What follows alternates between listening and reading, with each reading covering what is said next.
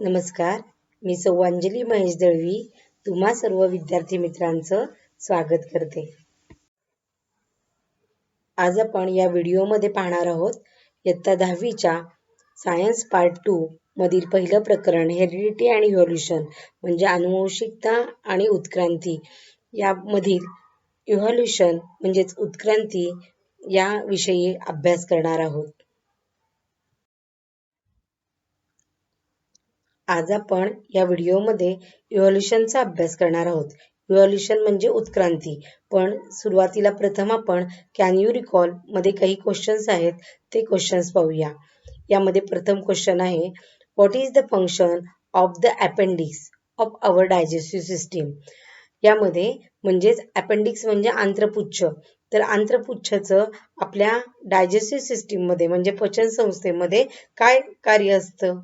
त्याचं उत्तर आपल्याला सांगता येईल की अपेंडिक्सचं आपल्या डायजेस्टिव्ह सिस्टीम मध्ये म्हणजेच आंत्रपुच्छचं आपल्या पचन संस्थेमध्ये कोणत्याही प्रकारचं कार्यामध्ये ते सहभाग घेत नाही. त्याचं उत्तर म्हणता येईल appendix of the human digestive system is a functional और ए वेस्टिजियल ऑर्गन. म्हणजेच ते आपल्या शरीरात कोणतेही फंक्शनल म्हणजे कोणतेही कार्य करत नाही ते, आणि त्याचबरोबर वेस्टिजियल ऑर्गन म्हणजे जे अवयव किंवा जे इंद्रिय एखाद्या कार्यात भाग घेत नाहीत आणि ते नुसते शरीरामध्ये प्रेझेंट असतात, अशा अवयवांना किंवा अशा जे ऑर्गन्स आहेत त्यांना आपण म्हणतो वेस्टिजियल ऑर्गन. आपला सेकंड क्वेश्चन आहे are our wisdom teeth really useful for chewing the food. म्हणजेच आपल्याला अक्कलदाढ जी आहे ती अक्कलदाढ खरोखरी अन्न चावण्यासाठी उपयोगी आहे का. तर आपल्याला असणारी अक्कलदाढ ही अन्न चावण्यासाठी आपल्याला उपयोगी नसते.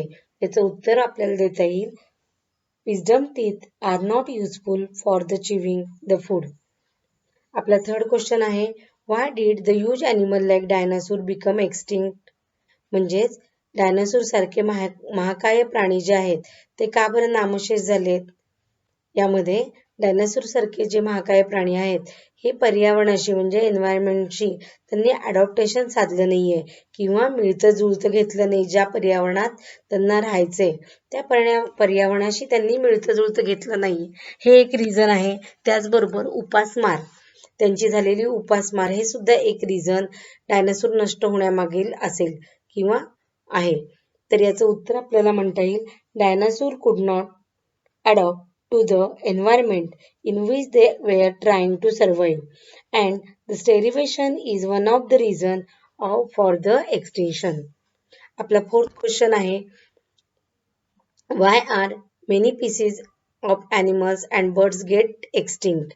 म्हणजेच काही प्राणी आणि वनस्पती यांच्या सुद्धा काही जाती ज्या आहेत, पुष्कळ जाती आहेत, त्या का बरं नष्ट होत आहेत. यामध्ये म्हणता येईल की एन्व्हायरमेंट मध्ये कंटिन्युअसली आणि रॅपिडली चेंज होत जातो.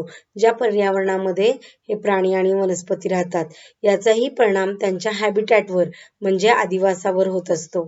त्याचबरोबर पोल्युशन म्हणजे प्रदूषण, त्याचबरोबर क्लायमेट मधला चेंज म्हणजे हवामानातला बदल, त्यानंतर इन्क्रीजिंग अर्बनायझेशन म्हणजे वाढतं शहरीकरण, हे सुद्धा या प्राण्यांच्या ज्या जाती नष्ट होण्यामागची कारणं असतील.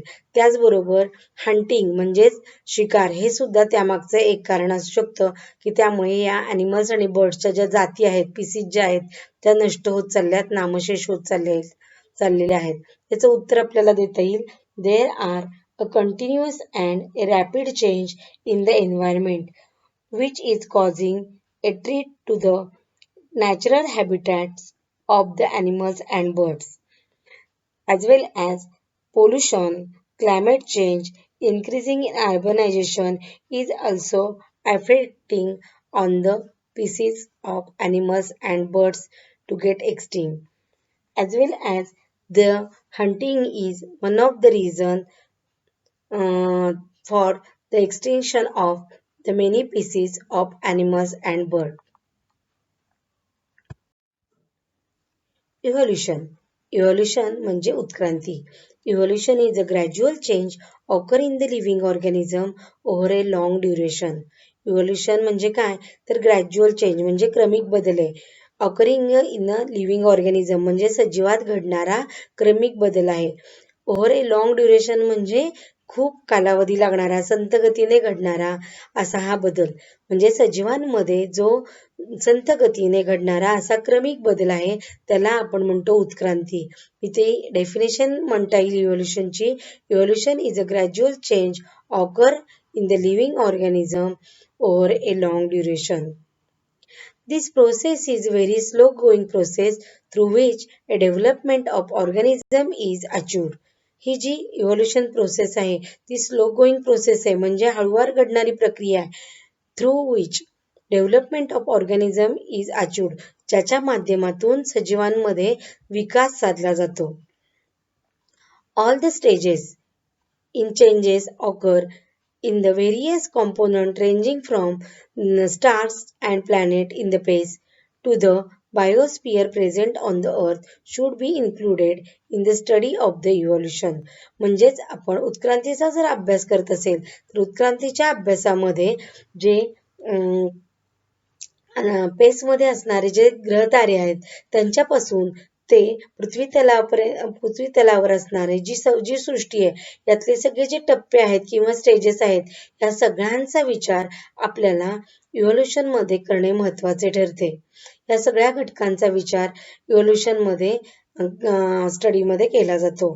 Formation of a new species Formation of a new species due to change in the specific characters of several generations of living organism as a response to the natural selection is called evolution. म्हणजे एखाद्या नवीन जर pieces किंवा नवीन जातीचा सजीव निर्माण होत असेल तेव्हा त्याच्यामध्ये विशिष्ट जे लक्षणं असतात ही विशिष्ट लक्षणं अनेक पिढीमध्ये काय होत असतात तर संक्रमित होत असतात. सजीवांमध्ये टप्प्याटप्प्याने त्यांच्यामध्ये बदल घडत असतो. यामध्ये नॅचरल सिलेक्शन म्हणजेच निसर्ग निवडीचा जो नियम आहे किंवा निसर्ग निवडीचा जो ज्याच्यामध्ये जे सक्षम आहेत ते टिकणार ही जी थेअरी आहे ही सुद्धा त्याला प्रतिसाद देते आणि यालाच आपण म्हणतो इव्होल्युशन. म्हणून आपण इव्होल्युशनची इथे नवीन डेफिनेशन करू शकतो किंवा डेफिनेशन इव्होल्युशनची आहे की formation of new species due to change in the specific characters of a several generation of a living organism as a response to the natural selection is also called as a evolution. आपला पुढचा paragraph जो आहे 3.5 billion year अगो ते living organism is accepted. हे दोन paragraph आहेत. हे दोन पॅराग्राफ आपल्याला सेल्फ स्टडीसाठी ठेवले आहेत. यावर प्रश्न विचारले जाणार नाहीत. त्याचबरोबर इंटरनेट इज माय फ्रेंड हे सुद्धा माहिती तुम्हाला कलेक्ट करायची आहे तर सेल्फ स्टडीसाठी आहे. यावरही तुम्हाला प्रश्न विचारले जाणार नाहीत. A peak into the history म्हणजे इतिहासात डोकूया याच्यावरती सुद्धा तुम्हाला हे सेल्फ स्टडीसाठी ठेवलेलं आहे. यावर सुद्धा आपल्याला प्रश्न विचारले जाणार नाहीत. 3.5 बिलियन इयर अगो या पॅराग्राफचा या दोन पॅराग्राफचा आपण उजळणी स्वरूपात थोडी माहिती पाहूया. 3.5 billion year ago if life had been non existent on the earth म्हणजेच 350 अब्ज वर्षापूर्वी पृथ्वी तलावरती कोणत्याही प्रकारचा सजीव अस्तित्वात नव्हते. At the beginning there may have been only a simple element in the ocean on the earth म्हणजे सुरुवातीच्या काळामध्ये साधी मूलद्रव्य समुद्रामध्ये असावीत. The simple type of organic and inorganic compound may have been formed from them. आणि या साध्या एलिमेंटपासून त्यांच्यापासूनच ऑर्गॅनिक म्हणजे सेंद्रिय आणि इनऑर्गॅनिक म्हणजे असेंद्रिय अशी जे कंपाऊंड्स आहेत संयुग आहेत ती निर्माण झाली असावीत. The complex compound like proteins and nucleic acid may have been formed over the long period from those simple compounds. आणि यापासूनच म्हणजे ऑर्गॅनिक कंपाऊंड आणि इनऑर्गॅनिक कंपाऊंड यांच्यापासूनच जे कॉम्प्लेक्स कंपाऊंड जे आहेत म्हणजे जटिल अशी संयुग आहेत किंवा गुंतागुंतीची संयुग आहेत ज्यामध्ये प्रोटीन्स किंवा न्यूक्लिक ॲसिड यासारखे तयार झाले असावेत, पण यासाठी सुद्धा खूप काळ म्हणजे त्यासाठी लागला असेल. The first primitive type of cell may have been formed from this mixture of different type of organic and inorganic compound. म्हणजे सुरुवातीच्या काळात जो पहिला पेशी तयार झाली म्हणजे प्राचीन पेशी ती तयार होत असताना different type of organic compound किंवा इनऑर्गॅनिक कंपाऊंड यांच्या मिक्सरपासून किंवा त्यांच्या मिश्रणातून तयार झाली असावी. Number of those cells may have increase at the cost of surrounding chemicals आणि यांच्या या पेशींमध्ये नंतर हळूहळू वाढ होत गेली त्यासाठी त्यांनी सराउंडिंग मधली जी रसायनं आहेत त्याचाही त्यांनी उपयोग केला असावा. There may had been some different among those cells according to the principle of natural selection. Some may have shown a good growth or some may have furnished which could not adjust with the surroundings. यामध्ये काही cells ज्या आहेत त्या cells यांच्यामध्ये सुद्धा आपल्याला differences दिसून येतो. त्यामध्ये नॅचरल सिलेक्शनच्या नुसार म्हणजेच according to the principle of natural selection म्हणजेच निसर्ग निवडीच्या तत्वाचा उपयोग करून काही सेल्स या चांगल्या पद्धतीने ग्रोथ झालेल्या आहेत, तर काहींमध्ये ज्या पर्यावरणाशी मिळतं जुळतं घेऊ शकल्या नाहीत किंवा ॲडजस्ट होऊ शकल्या नाहीत त्या पर्निश झाल्या, याचा अर्थ व्हॅनिश झाल्या किंवा त्या नष्ट पावलेल्या आहेत. At present, crores of species of plants and animals with a huge diversity regarding the shapes and complexity are present on the earth. आज मी तिला जर आपण सर्व प्राण्यांचा आणि वनस्पतींच्या जातीचा अभ्यास केला तर आपल्याला कोट्यावधी वनस्पती आणि प्राणी यांच्या प्रजाती पृथ्वी तलावर दिसतात. त्यांच्यामध्ये असणारी ह्यूज डायव्हर्सिटी म्हणजे त्यांच्यामध्ये असणारी विविधता ही कशावर आधारित आहे तर शेप्स आणि कॉम्प्लेक्सिटी म्हणजे त्यांचा आकार आणि त्याचबरोबर त्यांच्यामध्ये असणारी जटिलता किंवा गुंतागुंत यांच्यामध्ये सुद्धा आपल्याला तिथे व्हरायटी किंवा डायव्हर्सिटी दिसून येते. The animal diversity ranges from the unicellular amoeba and paramecium to the man and the giant whale. ॲनिमल्समध्ये असणारी ही डायव्हर्सिटी आहे किंवा जी विविधता आहे ती आपल्याला अगदी एकपेशीय अमिबा आणि पॅरामेशियम पासून ते मानव किंवा जायंट वेल म्हणजेच काय देवमाशापर्यंत आपल्याला त्यांच्यामध्ये एवढ्या विस्तृत प्रमाणात त्याच्यामध्ये व्हरायटी दिसून येते. The plant diversity consist of a various species ranging from unicellular chlorella to a huge banyan tree. प्लांट्समध्ये पण अशा प्रकारे आपल्याला विविधता दिसून येते. त्यामध्ये अगदी एकपेशीय क्लोरेला वनस्पतीपासून ते मोठी प्रचंड वडाच्या झाडापर्यंत म्हणजे क्लोरेलापासून एकपेशीय प्लांटपासून ते आपल्याला मल्टीसेल्युलर बनियन ट्री पर्यंत म्हणजे ह्यूज बनियन ट्री पर्यंत आपल्याला विविधता दिसून येते. The life exists on the earth everywhere from equator to the both pole. जे आपल्याला जीवनाचं जे अस्तित्व आहे किंवा सजीवांचं जे अस्तित्व आहे ते पृथ्वी तलावर आपल्याला अगदी दोन्ही ध्रुवापर्यंत म्हणजे विषुववृत्तापासून ते दोन्ही ध्रुवापर्यंत आपल्याला या सजीवांचं अस्तित्व आढळून येतं. Organisms are present at all the places like air, water, land, rock, etc. ह्या ऑर्गॅनिझमचं म्हणजे सजीवांचं अस्तित्व आपल्याला सर्वत्र म्हणजे एअरमध्ये म्हणजे हवेमध्ये, वॉटर पाण्यामध्ये, लँड जमिनीमध्ये, रॉक्स म्हणजे खडकांमध्ये आपल्याला सगळीकडे ह्या ऑर्गॅनिझमचं अस्तित्व दिसून येतं. Human have shown a curiosity about the origin of life and reason for such a great diversity in the life present on the earth since ancient period. म्हणजेच आपल्याला अगदी प्राचीन काळापासून माहिती आहे की मानवाच्या या मानवाला पृथ्वीच्या वरती जीवनाचा उगम कसा झाला किंवा जीवन अस्तित्व कसं सुरुवात झाली त्याचबरोबर त्याच्यामध्ये एवढी डायव्हर्सिटी म्हणजेच विविधता कुठून आली याबद्दल मानवाला नेहमीच उत्सुकता आहे. उत्सुकता आहे. Different theories about the origin and the evolution of life have been proposed till today, of which a theory of a gradual development of living organism is accepted. आपल्याला या मानवाच्या ह्याच्यामध्ये सजीवांचा उगम कसा झाला किंवा विकास कसा झाला म्हणजे त्या ठिकाणी डिफरंट थेरीज मांडल्या गेल्या की मानव सगळ्या सजीवाचा उगम कसा झाला म्हणजे अस्तित्व कसं सुरू झालं त्याचबरोबर इव्होल्युशन म्हणजे उत्क्रांती किंवा डेव्हलपमेंट कशी झाली याबद्दल वेगवेगळ्या थेअरी या मांडल्या गेल्या पण या मांडल्या जात असताना त्यामध्ये जे gradual development of living organism is accepted म्हणजे ती थेअरी म्हणजे सजीवांचा जो क्रमिक विकास बद्दल जी थेअरी मांडल्या गेली ती मात्र सर्वसामान्य आहे किंवा सगळ्यांना मान्य आहे किंवा त्यांनी ती थेअरी सगळ्यांनी मान्य केलेली आहे. ए पीक इंटू हिस्ट्री म्हणजे आपण इतिहासामध्ये डोकवताना या पॉइंटचा आपण अभ्यास करणार आहोत. Many philosophers and religious scholars have been written their view about the formation of the life.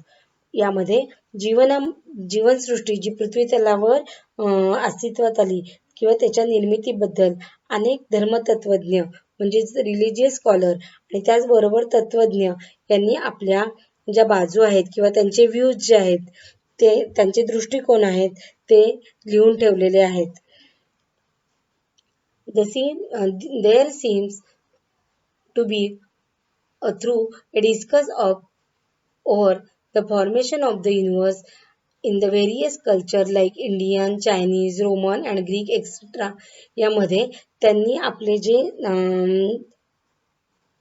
विचार आहेत हे विचार म्हणजेच युनिव्हर्सची निर्मिती कशी झाली म्हणजे फॉर्मेशन ऑफ युनिव्हर्स म्हणजे विश्वाची निर्मिती कशी झाली याबद्दलची जी मतं आहेत किंवा ही मतं किंवा त्यांचे विचार हे भारतीय, चीन, रोम किंवा ग्रीक अशा सर्व संस्कृतीमध्ये सजीव सृष्टीची निर्मिती कशी झाली याबद्दल विचार मांडलेले दिसून येतात. Various cultures have been noted a different type of information about a planet, stars, and the Pancha Mahabhuta and the living organism etc. in the form of poetry, story, and religious books. यामध्ये आपल्याला हे जी तारे ग्रह किंवा पंचमहाभूत आहेत किंवा सजीव सृष्टी याबद्दलची जी माहिती आहे किंवा याबद्दलची विविध प्रकारची माहिती ही त्या त्या संस्कृतीने त्यांच्या कवितेमधून लेखांमधून किंवा कथांमधून हे ग्रंथरूपात ती माहिती नोंद केलेली दिसून येते. थेअरी ऑफ इव्होल्युशन म्हणजे उत्क्रांतीचा सिद्धांत. According to this theory, the first living material, protoplasm, has been formed in the ocean. Theory of evolutionच्या नुसार जो पहिला जो सजीव आहे पदार्थ ज्याला आपण प्रोटोप्लाझम म्हणतो किंवा ज्याला जीवद्रव्य म्हणतो तो समुद्रात निर्माण झाला. In due course of time, unicellular organism was formed. याच दरम्यानच्या काळात हजारो वर्षानंतर म्हणजेच या कोर्स ऑफ टाइम मध्ये म्हणजे या दरम्यानच्या काळात एकपेशीय सजीवाची निर्मिती झाली. Gradual changes occur in the unicellular organism form which larger and more complex organisms are formed. यामध्ये ग्रॅज्युअल चेंजेस म्हणजे क्रमवार बदल होत गेले आणि युनिसेल्युलर ऑर्गॅनिझम पासून हे लार्जर म्हणजे मोठे सजीव किंवा आकाराने मोठे त्याचबरोबर मोर कॉम्प्लेक्स ऑर्गॅनिझम म्हणजेच आता ज्यांच्यामध्ये रचना गुंतागुंतीची आहे असे जटिल सजीव निर्माण झाले. All those changes were slow and gradual. हे जे सजीवान युनिसेल्युलर ऑर्गॅनिझम पासून मल्टीसेल्युलर ऑर्गॅनिझम पर्यंत जे निर्माण झालेले जे सजीव आहेत त्यांच्यामध्ये जे चेंजेस होत गेले ते चेंजेस होण्यासाठी लागणारा कालावधी हा जास्त होता म्हणजे ही प्रोसेस ही संथ गतीने होत होती आणि क्रमवार होत होती. Duration of all these changes is at most 300 crores year यासाठी लागणारा जो कालावधी होता चेंजेस घडून येणारा किंवा बदल घडून येणारा यासाठी जवळजवळ 300 कोटी वर्षाचा कालावधी लागला. Changes and development in the living organism had been all around and multidimensional, and this leads to evolution of the different types of organism.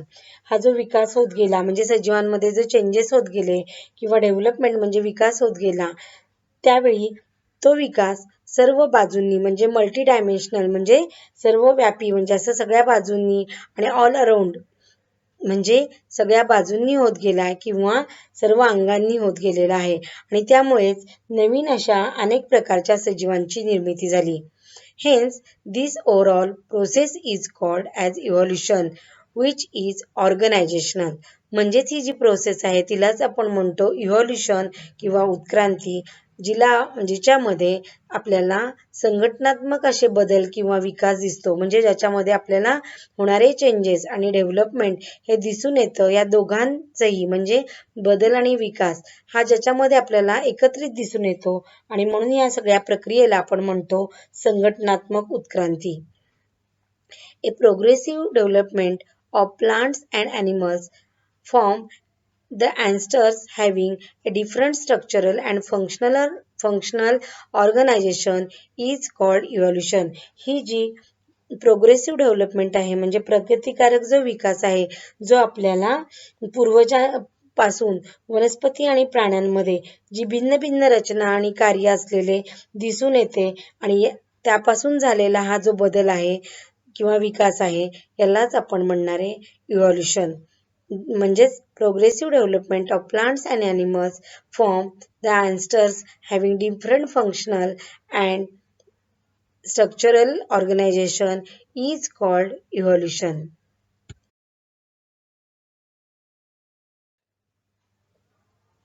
आज आपण या व्हिडिओमध्ये इयत्ता 10वीचे विज्ञान भाग 2 पुस्तकातील पहिले प्रकरण हेरिडिटी आणि इव्हॉल्युशन याचा अभ्यास केला. यामध्ये आपण टॉपिक पाहिले evolution and theory of evolution. इव्हॉल्युशनमध्ये आपण इव्हॉल्युशनची कन्सेप्ट समजावून घेतली आणि त्याचबरोबर इयत्ता 9वीमध्ये अभ्यासलेल्या जे जीवद्रव्याची निर्मिती कशी झाली किंवा पहिलं युनिसेल्युलर ऑर्गॅनिझम कसं तयार झालं किंवा मल्टीसेल्युलर ऑर्गॅनिझम पर्यंत डेव्हलपमेंट कशी झाली याची उजळणी केली.